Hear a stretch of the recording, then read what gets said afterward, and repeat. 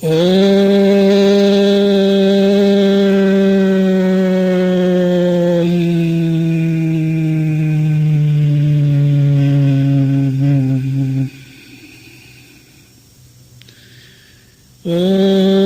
सहनो भवतु सहनो भुनक्तु सह वीर्यं करवावहै तेजस्विनावधीतमस्तु मां विद्विषावहै। प्रेम से बोलो सच्चिदानंद भगवान की जय।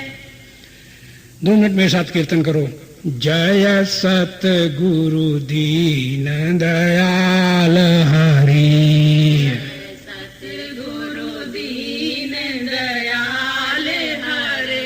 जय सतगुरु दीन दयाल हरि, सतगुरु दीन दयाल हरे। जिन्हने भव सागर पार करी, जिन्हने भव सागर पार करे। जब सुने ज्ञान के बचन भरे, सुने ज्ञान के वचन भरे। दुख देने वाले काष्ट टाले, देने वाले काष्ट टले। जय सतगुरु दीन दयाल हरे,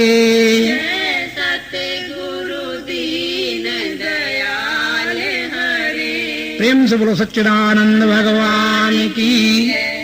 अर्चनीय वंदनीय प्रातः स्मरणीय जगत नियंता की चरण शरण में विराजमान समुपस्थित संत समाज, मेरी ही आत्मा में विराजमान बंधुओं, माताओं और बच्चों, सौभाग्य से ये मनुष्य जन्म मिला। इसकी सार्थकता धन बल विद्या अधिकार स्वर्ग एवं नाना सिद्धियां निधियां देवी देवता इत्यादि राम कृष्ण ब्रह्मा विष्णु को पा लेने की नहीं है। इसकी सार्थकता है गमनागमन से रहित होकर, दुखों से निवृत्त होकर और परमानंद परमात्मा को जानने से है, पाने से नहीं। पाई वह चीज जाती है जो अपने से अलग होती है, और जानी वो चीज जाती है जो पहले अपने से मिली होती है। इसलिए जानना है, पाना नहीं है। और जानने मात्र से सब कुछ प्राप्त हो जाता है। और यदि जानना शेष रह जाए तो आपको अभी जानना चाहिए कि अभी हम परमात्मा को नहीं जान पाए। परमात्मा को जानने के लिए हमने अभी पिछले सिद्धांतों में ये बता दिया है कि परमात्मा कैसे और कहाँ कब पाया जाता है। तो वो जो परमात्मा है उसको पाने के लिए आज हमारी जो समस्या है वो सामने ये है कि कोई राम को पूजन को, कोई तीर्थों के धामों को, कोई ध्यान करने को, कोई समाधि करने को, कोई पूजा पाठ और तपजप करने को कहते हैं। और कहते हैं कि कोई कोई योग इत्यादि करने को कहते हैं, कोई कोई निर्विकल्प समाधि तक पहुंचने के लिए प्रयास करते हैं। लेकिन याद रखना चाहिए, योग कितना ऊंचा कोई क्यों न लगाता हो, क्यों न लगा सके, लेकिन याद रखना यह है कि जैसे चील बड़ी ऊंची से ऊंची ऊंचाइयों पर उड़ती है, और जब ऊंची से ऊंची ऊंचाइयों पर उड़ती है, लेकिन उसकी दृष्टि जहां पर पृथ्वी पर मांस का टुकड़ा पड़ा होता है वहीं उसकी दृष्टि होती है। वो कितनी ऊंची उड़े लेकिन मांस के टुकड़े पर उसकी दृष्टि हो। जो समझदार प्राणी है, जो मानव जन्म में आकर के जिन्हें बोध हो गया है, वह स्वतंत्र होकर सदा सर्वदा सब जगह विचरण करते हुए भी अपने निजानंद को कभी नहीं छोड़ते। उस निजानंद को जानते रहना ही हमारा मुख्य पहला और अंतिम लक्ष्य है। और उस निजानंद को जानने के लिए आपको कर्म कुछ भी नहीं करना है, केवल जानना है। सतगुरु का एक इशारा है। आजकल के लोग सतगुरु कहते हैं जो योग ध्यान समाधि पूजा पाठ को ही बताते हैं, तो उन्हीं को सतगुरु कहते हैं। और उनके पास सत्य नाम की कोई वस्तु नहीं होती। वो जो उनका लक्ष्य होता है वो भी मिथ्या होता है, और खुद मिथ्या है और मिथ्या तक पहुंचाने में समर्थ, और मिथ्या से ऊपर जाने के लिए उनके पास कोई साधन नहीं है। हद टप्पे सो औलिया, बेहद टप्पे पीर, और हद बेहद दोनों टप्पे ताका नाम फकीर। और इस फकीर के बाने को फिकर फाड़ी फाका करे। फिकर, फकीर को भी फकीर के शब्द को तोड़ के फेंक दे और अपना आप अकेला रह जाए, फिर कुछ तोड़ने और पकड़ने छोड़ने को न रहे, तो तुम्हें जानना चाहिए कि तुम उस परमात्मा मय हो गए हो, फिर तुम्हें कुछ भी और शेष जानना नहीं रहता। आज की हमारी जो समस्या है वो हम तुम्हें अब आगे बताते हैं। हमारी समस्या ये है कि दुनिया में कोई क्षणिक भी क्रिया करता है तो उस क्रिया से पहले उसके अंदर अभाव नाम की वस्तु होती है, और अभाव की पूर्ति के लिए कोई भी राम कृष्ण ब्रह्मा विष्णु शंकर या देवी देवता अवतार कोई भी नाम रूप वाला अगर क्षणिक क्रिया करेगा तो अभाव की पूर्ति के लिए करेगा। और अभाव की पूर्ति कभी नहीं होती क्रियाओं से। वो जीवन भर अभाव की पूर्ति करते करते मर जाता है, खपे खपे मर जाता है, और उसमें वह अभाव की पूर्ति नहीं कर पाता। इसलिए हमारे यहाँ कहा गया, एक संत ने कहा कि खप खप मरते हैं प्राणी, और मारी मारी टकराते रहा सुख लभता, और वह टक्करें मार मार करके सब जगह उसे ढूंढता है और सुख उसे मिलता नहीं। आनंद तो भला बात ही क्या है। तो जब मिलता नहीं तो फिर पूरे जीवन भर यूं ही तड़प तड़प करके मरता है। इस मरने से जीने के लिए ये मनुष्य जन्म मिला है कि मरने से ऊपर उठो और ऐसी जगह चलो जहां परम परमात्मा विद्यमान है। तो परम परमात्मा विद्यमान है जहां अभाव की निवृत्ति हो जाए और परमानंद की प्राप्ति हो जाए। तो अभाव की निवृत्ति, यदि सुख मिले तो सुख से अभाव तो दिखाई नहीं देता, लेकिन फिर भी क्रिया प्राणी करता है तो अभाव के कारण ही करता है, तो अभाव तो बना ही रहता है। अभाव की पूर्ति इस सत्र में मैं तुम्हें समझाना चाहूंगा और इस अभाव को समझें। ये जो परमानंद स्वरूप परमात्मा है ये है कहां? तो परमानंद स्वरूप परमात्मा को जानने के लिए पहले इस बात को जानोगे तो अभाव की निवृत्ति आपकी हो जाएगी। ये परमानंद परमात्मा तुम्हारे अंदर हर क्रिया से पहले विद्यमान है। और कहां विद्यमान है?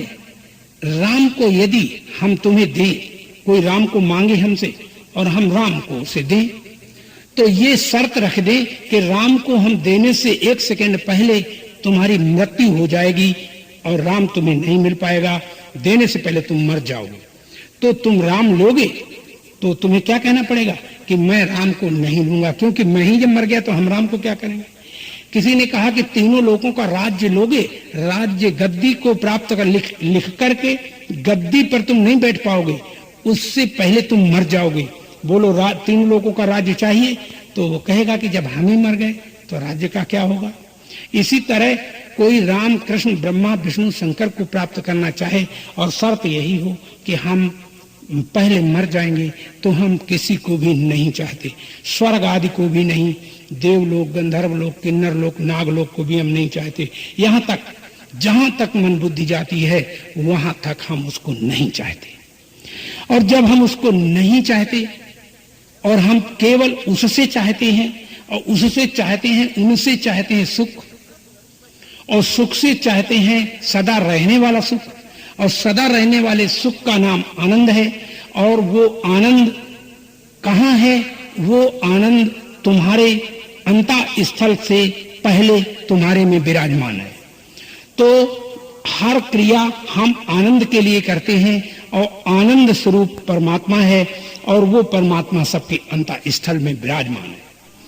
और इस बात को जो जानता है वह अंतःस्थल में पहले ही स्वतः सिद्ध है और वह स्वतः सिद्ध ही आनंद स्वरूप है।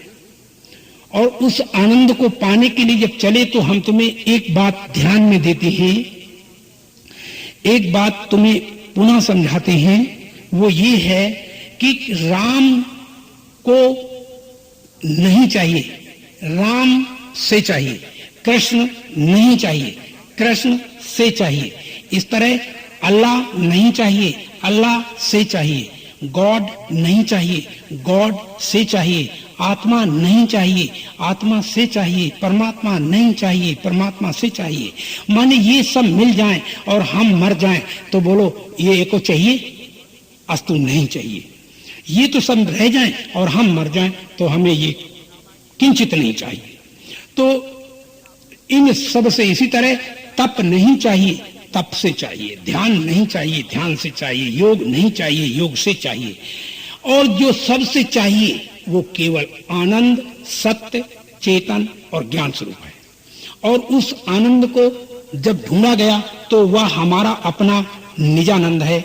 इसलिए लगा कर सब कर्मन में आग, लगा कर सब कर्मन, लगा कर सब कर्म,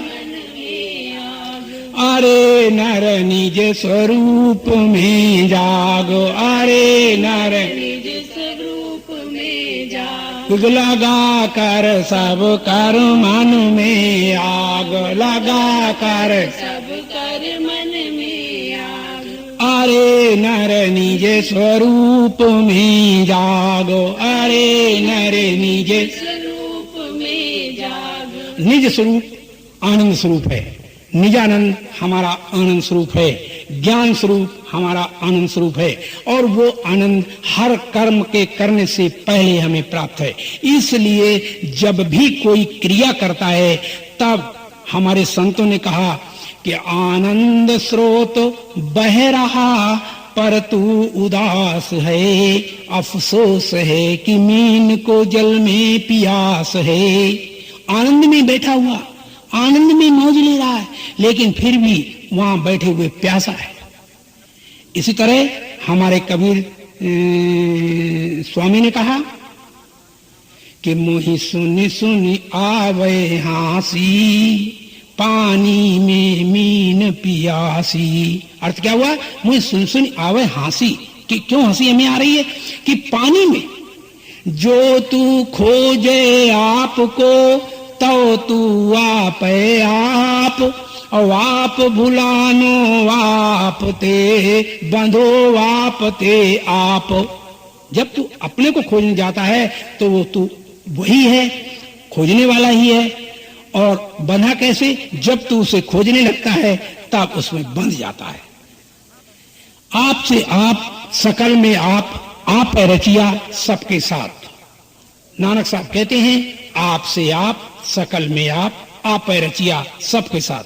आप ही अपने आप सब में विद्यमान है और सबके साथ रचा पचा है। कौन है?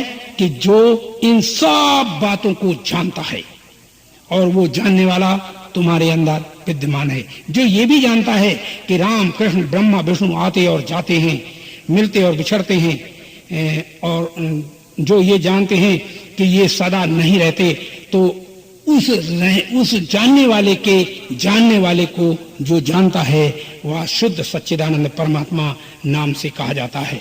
और वह है कहाँ? सबके अंदर। तो जरा गौर करो, दुनिया की कोई भी वस्तु तुम मांगो और हम दें। तो किसी ने कहा महाराज हमें धन चाहिए, हमने कहा जितना कहो उतना हम दे देते हैं। कितने नंबर के नोट और कौन से कमरे में आप भरवाना चाहते हैं हम नोटों को भर देते हैं, लेकिन शर्त हमारी ये है कि नोट तब मांगना, तब भरवाना जब नोट ही आप चाहते हो, नोट से न मांगना। तो किसी ने कहा कि महाराज 500 रुपए वाला नोट एक कमरा हमको भर के दो। तो हमने कहा चलो कमरा खाली करो, हम नोट भरते हैं, लेकिन शर्त हमारी है ये कि कमरा भर नोट तो मैं भरे देता हूं, परंतु तुम्हें कभी मिलेंगे नहीं, कभी खर्च करने को नहीं दिए जाएंगे, तुम्हारे नाम कर दिए जाएंगे। बोलो चाहिए किसी को नोट? नहीं। इससे पता चलता है कि हमको नोट नहीं चाहिए। इसी तरह दुनिया की सारी चीजें जितनी भी, राम कृष्ण ब्रह्मा विष्णु शंकर, ये किसी को नहीं चाहिए, इनसे चाहिए। इनसे जो चाहिए वह है आनंद, और वह आनंद कहाँ है? वह आनंद तुम्हारा अपना स्वरूप है, वह तुम्हारे पास सदा विद्यमान है। उसको जो लोग बाहर खोजते हैं तो भगवान हंसता है। हमारे सामने एक छोटा सा दृष्टांत आता है। जब भगवान ने सबसे पहला पुतला बनाया मनुष्य का, तो ये मनुष्य का जो पहला पुतला बनाया, तो इस मनुष्य की कहानी ये निकली कि ये लड़का जो पहला पुतला था, जहां भगवान छुपे वहां ये उसे खोज ले। तो भगवान जहां सोता हो वहां उसकी आंख को फाड़ के देखे, उसकी छाती पर बैठे, उसके पैरों को खुजलाने लगे। तो भगवान बहुत परेशान हुआ और उसने सोचा ये ऐसा व्यक्ति मैंने बना दिया है, हम चाहे जहां छुपते हैं ये ढूंढ लेता है, तो चलो देवताओं से पूछे कोई ऐसी जगह कि जहां हम छुप जाएं और ये हमें ढूंढ न पाए। इसलिए भगवान ने, बात सत्य है या झूठ इसकी चर्चा नहीं करना, लेकिन तथ्य पूर्ण है इसलिए कह रहा हूं। तो जब देवताओं की मीटिंग बुलाई और भगवान ने ये प्रस्ताव रखा कि भाई एक मनुष्य का पुतला मैंने बनाया है और वो बहुत मुझे अच्छा लगता है, उसको मैं मिटाना इसलिए नहीं चाहता कि वो जहां जाते हैं, हम छुपते हैं, वहां वो मुझे ढूंढ लेता है। दुनिया में इस मनुष्य के अतिरिक्त ऐसा कोई देवी देवता अवतार का पुतला हमने नहीं बनाया जो वो हमें ढूंढ लेता। केवल मनुष्य का शरीर ही है जो ढूंढ लेता है। इसलिए ये मनुष्य का शरीर मुझे ज्यादा प्रिय है, तो इसे मैं मिटाना नहीं चाहता, लेकिन इसने मेरी नाक में दम कर दिया है। जहां ये हम छुपते हैं ये मुझे ढूंढ लेता है। तो इसलिए मैं तुमसे निवेदन देवताओं से करते हैं कि भाई ये हम ऐसी जगह बताओ जहां छुप जाएं और ये हमें ढूंढ ना पाए। तो किसी ने कहा महाराज इसमें क्या, पृथ्वी में चले जाओ, गहरे में चले जाओ। तो भगवान ने तुरंत उत्तर दिया, मैं क्या करूं, ये हजारों मील हजारों फीट नीचे जमीन को खोद करके, हजारों मीटर जमीन खोद करके और मिट्टी का तेल और नाना प्रकार का तेल और गैस आदि निकाल लेता है, ये हमको भी निकाल लेगा। सबने कहा हाँ महाराज ये जरूर निकाल लेगा। तो फिर एक देवता ने कहा महाराज पानी में चले जाओ। तो भगवान ने उत्तर दिया कि पानी में जब हम जाएंगे तो पानी से पहले ये कटिया बनाता है और कटिया बनाकर बहुत बड़े सागर में वो कटिया फेंक देता है, मछली आकर के उसको पकड़ती है और वो बाहर निकाल लेता है। और ये मुझे कटिया बनाएगा और अपना बाहर ही खड़ा रहेगा और मुझे खींच लेगा, और या फिर ये जाल बनाएगा और जाल को पानी में डाल देगा और मुझे खींच लेगा। सबने कहा हाँ महाराज खींच लेगा, इसमें कोई संदेह नहीं है। तो बोले जब कोई संदेह नहीं है तो हमें फिर और कोई जगह बताओ। किसी ने कहा महाराज चंद्रमा पर चले जाओ। तो भगवान ने कहा ये रॉकेट बना लेता है, इसलिए चंद्रमा पर ये पहुंच जाएगा, मैं वहां भी चैन नहीं पा सकता। तो जब सबने अपने अपने प्रस्ताव रखे और भगवान ने पूर्णतया उत्तर दे दिए, तो सबने ये स्वीकार किया कि हाँ ये बातें बिल्कुल ठीक है, ये जरूर तुम्हें जहां छुपोगे वहां ढूंढ लेगा। ये समाधि लगाना जानता है, योग करना जानता है, पूजा पाठ करना जानता है। तो जहां जहां जाओगे, जहां जहां छुपोगे, सूक्ष्म से अति सूक्ष्म में जाओगे तो वहां भी वह तुम्हें ढूंढ लेगा। तो फिर कहा कि कोई और जगह बताओ। तो एक बुढ़े देवता खड़े हो गए और उन्होंने कहा कि तुम्हारे लिए मैंने एक जगह देखी है, अगर उसे तुम कार्यान्वित करोगे, मेरे कथन पर चलोगे, तो निश्चित रूप से तुम सुचारू रूप से मौज लेते रहोगे और वो ढूंढते ढूंढते मरता रहेगा। तो उन्होंने कहा बोलो। तो भगवान ने कहा कि तुम दुनिया में कहीं छुप जाना, वो तुम्हें ढूंढ नहीं पाए, वो तुम्हें ढूंढ लेगा। लेकिन अगर तुम उसी के अंदर जाके बैठ जाओ तो वो बाहर ढूंढता ढूंढता मरता जन्मता रहेगा और तुम मौज लेते रहना। तो उस बुढ़े देवता की बात मानकर भगवान तुरंत उस लड़के के अंदर चले गए और अंदर जाके बैठ गए। तो वो दुनिया भर में ढूंढता है और भगवान मौज लेता है। इसी तरह वह मेरे अंदर भी, तुम्हारे अंदर भी, ये जगत में भी बैठा हुआ है। और जगत में जब बैठा है तो बंधुओं सब में बैठा है। तो इसीलिए कहा था कि काहे रे बन खोजन जाई और सर्वनिवासी सदा अलेपा तो ही संग समाई। और कहा जो तिल माही तेल है चकमक में जो आग और तेरा साईं तुझ में जाग सके तो जाग।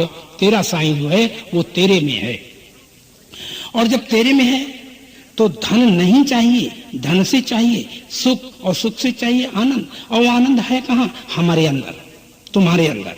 तो जब आनंद में ही बैठा हुआ प्राणी और आनंद को नहीं जान पाता और आनंद चिल्लाता है, तब भगवान खुश होता है, हंसता है कि क्या पागल आदमी है ये, कि आनंद में बैठा हुआ जहां बैठा वही नहीं खोजता, और कहां खोजता है?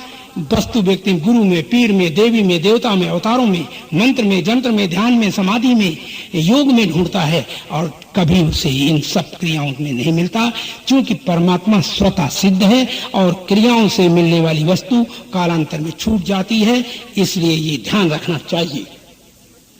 और जब ये ध्यान रखना चाहिए तो उसको पाने के लिए, अब बताओ, किसी ने कहा महाराज हमको पति चाहिए, तो हमने कहा बहुत अच्छी बात है, पति हम दे देंगे, पति मिलने से पहले तुम मर जाओगे, तो लो पति। तो तुमने कहा महाराज जब हम मर ही जाएंगे तो पति का क्या करेंगे? तो इसलिए पति नहीं चाहिए। अच्छा, पति से पहले हमारा होना आवश्यक है। अच्छा, किसी ने कहा कि पत्नी ले लो, और देखो पत्नी ले लो, तो उसने कहा ठीक है पत्नी में मिल जाएगा, तो विवाह कर लिया। तो विवाह कर लिया तो पत्नी तुम्हारी हो गई। अब पत्नी तुम्हारी हो गई, लेकिन पत्नी तुम्हारे घर कभी नहीं जाएगी, अपने यहां रहेगी और तुम्हें अपने यहां आने कभी नहीं देगी। बोलो पत्नी चाहिए? तो ये कहना पड़ेगा कि मुझे पत्नी नहीं चाहिए। इसी तरह पति तुमसे शादी कर लेगा, कभी अपने घर नहीं बुलाएगा। बोलो तुम्हें पति चाहिए? तो कहना पड़ेगा कि हमें पति नहीं चाहिए। इसी तरह भगवान मिलेंगे लेकिन अपने पास कभी नहीं बुलाएंगे। बोलो तुम्हें भगवान चाहिए? तो तुम कहोगे हमें भगवान नहीं चाहिए। इस तरह दुनिया की कोई चीज तुम्हें नहीं चाहिए। इन सब वस्तुओं से, व्यक्तियों से जो चाहिए वो आनंद है, आनंद है, आनंद है। और वो कैसा आनंद है? वो आनंद है सत स्वरूप, चेतन स्वरूप, आनंद स्वरूप, ज्ञान स्वरूप। और इस ज्ञान के ज्ञान को जो जानता है वो स्वतः सिद्ध परमात्मा है। तो इसलिए तुम्हें, तुम्हारे को दुनिया की कोई वस्तु नहीं चाहिए, उससे चाहिए सुख, और सुख से चाहिए आनंद, और वो आनंद तुम्हारे अंदर पहले ही विद्यमान है। इसलिए तुम्हारे को किसी प्रकार का अभाव नहीं है। अब तुम्हें जो अभाव मालूम पड़ता है वो अज्ञानता के द्वारा या ना समझी के द्वारा, अविद्या के द्वारा प्रतीत होता है। इन संतों ने तुम्हें यही समझाया है, इन गुरुओं ने यही समझाया है कि राम और कृष्ण और ब्रह्मा और विष्णु और मंत्र और तंत्र, ध्यान, समाधि, योग से आनंद मिल जाएगा, और तुम सब उसी आनंद को खोजने के लिए इन्हीं सब क्रियाओं में कर करके मरते जन्मते खपते रह रहे हो। तो अगर जगना है तो इसी जन्म में जगो, और जग करके उस सत्य परमात्मा को जानो और प्राप्त करो। ये अभाव की जो निवृत्ति है वो कैसे हुआ करती है कि तीनों अपने से अलग कोई वस्तु तुम्हें नहीं चाहिए, अपने से अलग वस्तु से चाहिए, और अपने से अलग जो वस्तु से चाहिए वो आनंद स्वरूप आनंद है। और वो आनंद है कहाँ? वह आनंद तुम्हारे अपने पास है। तो जो जब तुम्हारे अपने पास है तो उस पास वाले परमात्मा को जो नहीं प्राप्त कर पाता या नहीं जान पाता, तो वो मानो अपने हाथ से चाकू मार करके मरने जैसा है। तो इसलिए प्यारे, तुम अभावों से रहित हो जाओ। यानी ये अभाव तुम्हें न था, न होगा, न है। क्योंकि हर क्रिया, हर कर्म से, उपासना से तुम्हें आनंद चाहिए, और वो आनंद तुम्हें पहले ही प्राप्त है। और जब पहले ही प्राप्त है तो तीनों लोगों की कोई वस्तु तुम्हें नहीं चाहिए। न तो स्वर्ग चाहिए, ना स्वर्ग चाहिए, ना ही कोई देवी देवता चाहिए, ना राम कृष्ण ब्रह्मा विष्णु चाहिए, ना अवतार चाहिए, और ना ही कोई योग ध्यान समाधि चाहिए। इन सब से चाहिए आनंद, और आनंद तुम्हारा अपना आपा है। इस अपन, इसीलिए तुलसीदास ने कहा था, अपन पो आपन ही बिसरायो, अपन पो आपन ही बिसरायो। अपनापन, अपना आत्मा, अपना आपा को अपने आप बिसार दिया और जगत में लग गए।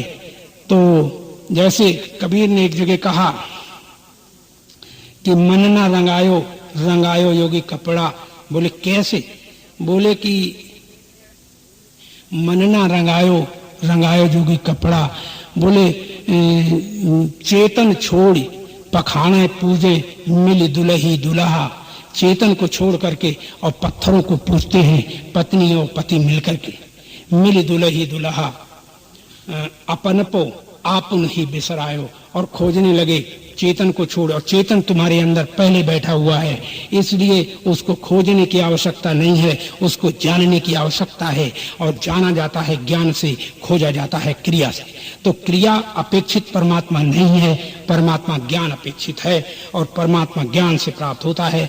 इसलिए ज्ञान करना ही उचित है, और ज्ञान से सदा के लिए अभावों की निवृत्ति हो जाती है। फिर कोई अभाव इस जन्म में तुम्हें नहीं लगेगा, नहीं लगता है। और इस बात को जानकर प्राणी सदा सदा के लिए अपने निजानंद में मस्त हो जाता है। और निजानंद में जो मस्ती है वो तुम्हारी अपनी है, अपना स्वरूप है। और इस अपने स्वरूप को मनुष्य जन्म में हमें जानना है। और अपने को जो लोग भूल जाते हैं और क्रियाक्रम में लग जाते हैं, वे इस जन्म नहीं, करोड़ों जन्म तक उसको खोजते खोजते जन्मते और मरते, उछलते और डूबते रहते हैं। ये भवसागर है जहाँ भय बना हुआ है। गुरु इसलिए नहीं बनाया जाता कि गुरु से मंत्र ले लो और नाम जपो और ध्यान करो, समाधि करो, इसलिए नहीं बनाया जाता। गुरु बनाया जाता है भय से रहित होने के लिए।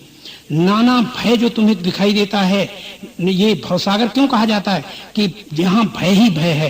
पत्नी मिल जाए तो भय बना रहता है दूसरे की ना हो जाए, पति मिल जाए जाने हमारा रहे जाने ना रहे, कहीं मर ना जाए, कहीं कुछ चोट ना लग जाए। माने ऐसी हर अवस्था में प्राणी भय से डूबा रहता है, भय में डूबा रहता है। तो ये जो भवसागर है, इससे पार जाने के लिए हमें प्रयत्न करने के लिए हमें गुरु की शरण में जाना है। और गुरु की शरण वह गुरु हो जो किसी नाम रूप जप तप ध्यान समाधि योग में न लगाए और सीधे सत्य परमात्मा का बोध कराए। और वो जो बोध कराना है वो क्रिया नहीं है, वो तो केवल तुम्हारे पास पहले ही है, बोध होने से पहले ही था, अब भी है, आगे भी रहेगा। उसी को जानना हमारा तुम्हारा सबका परम कर्तव्य है। और इस परम कर्तव्य को इसी जन्म में हमने जानना है। अगर हम जान गए तो जीते जीते हम निश्चित रूप से मुक्त हो जाएंगे। अभावों से हम रहित हैं। हमको किसी की पाने और खोने की आवश्यकता नहीं है। इसी का नाम मोक्ष है। मोक्ष जिसे कहते हैं वह मोक्ष और कोई नहीं है। वह मोक्ष इतना ही है कि हमें कुछ पाना ना रहे और हमें कुछ खोना ना रहे, कुछ त्यागना ना रहे और कुछ पकड़ना ना रहे, किसी को देखना ना रहे और किसी को दिखाना ना रहे। तो जब ऐसा नहीं रहता तब उसे अपने स्वरूप में, अपने मोक्ष को मोक्ष स्वरूप में रत जानो। इन्हीं शब्दों के साथ हरिओम तत्सत, हरिओम तत्सत, हरिओम तत्सत। वाणी विराम।